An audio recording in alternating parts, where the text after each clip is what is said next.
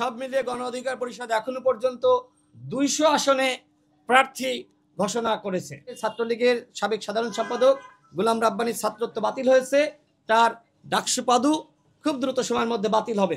আমরা 300 আসনেই প্রার্থী ঘোষণা করতে চাই। 50টি আসনে প্রার্থী ঘোষণা করেছি। আজকে আমরা আরও 150 আসনে প্রার্থী ঘোষণা করলাম। সব মিলিয়ে গণ অধিকার পরিষদ এখনো পর্যন্ত 200 আসনে প্রার্থী ঘোষণা করেছে। এরপরে আমরা আরও 100 আসনে আমরা প্রার্থী ঘোষণা করব। আমরা 300 আসনেই প্রার্থী ঘোষণা করতে চাই। আমাদের নেতৃবৃন্দকে বলবো, আপনারা সেইভাবে প্রস্তুতি গ্রহণ করেন। কিছু আসনে জটিলতা আছে, যে কারণে ওই আসনগুলোতে আমরা হোল্ড রেখেছি। আমরা আলোচনার মাধ্যমে সেখানেও চূড়ান্ত প্রার্থী ঘোষণা করব। যারা আজকে তাদের নাম আসেনি, অনেকের নামগুলো হোল্ড আছে, জটিলতা আছে, আলোচনার প্রয়োজন, আলোচনা করে সেখানেও আমরা প্রার্থী ঘোষণা করব। ইতিমধ্যে আমরা দেখলাম যে আইন শৃঙ্খলা বাহিনী তারা প্রশিক্ষণ নিচ্ছে কিভাবে আসলে তারা সেরা নির্বাচনটা করতে চায়। আমরা দেখেছি যে সামাজিক যোগাযোগ মাধ্যমে মিডিয়াতে আনসার কিভাবে আসলে কাজ করবে, বিজিবি কিভাবে কাজ করবে, পুলিশ কিভাবে কাজ করবে, সেনাবাহিনী কিভাবে কাজ করবে, একসাথে এই আইন শৃঙ্খলা বাহিনীগুলো কিভাবে আমাদেরকে সুষ্ঠু নির্বাচন উপহার দিবে, এই বিষয়গুলো আমরা দেখলাম।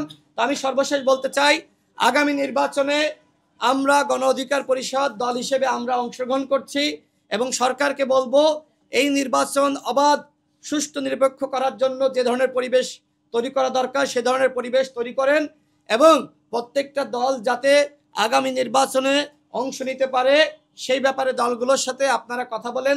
নির্বাচন কমিশন ইতিমধ্যে সংলাপ করেছে, তারা আরও বসতে চাই। আমরা দল হিসেবে গণ অধিকার পরিষদ নির্বাচন কমিশনকে সেরা নির্বাচন অনুষ্ঠিত করার ক্ষেত্রে সহযোগিতা করব। গোলাম রাব্বানীর এমফিলের ছাত্রত্ব চূড়ান্তভাবে বাতিল করা হয়েছে।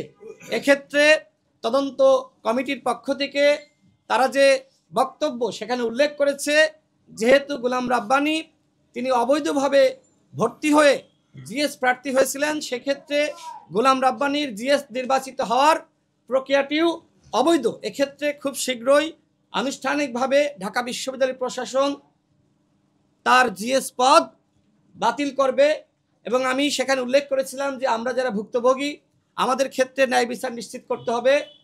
তো সেক্ষেত্রে আমরা ইনশাল্লাহ ন্যায় বিচার পেতে যাচ্ছি।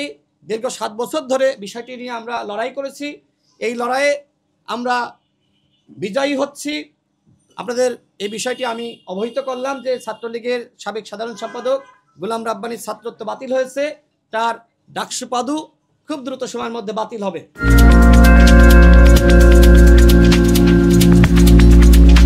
আমাদের যারা আজকে তাদের নাম ঘোষণা করেছি, যে সকল প্রার্থীদের সবার জন্য শুভকামনা।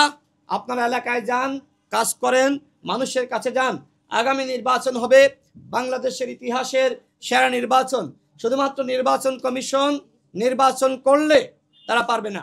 নির্বাচন কমিশনকে রাজনৈতিক দল হিসেবে প্রত্যেকটা দলকে সহযোগিতা করতে হবে, বাংলাদেশের জনগণকে সহযোগিতা করতে হবে এবং সরকারকে অনতিবিলম্বে নির্বাচনের সেরা পরিবেশ তৈরি করতে হবে।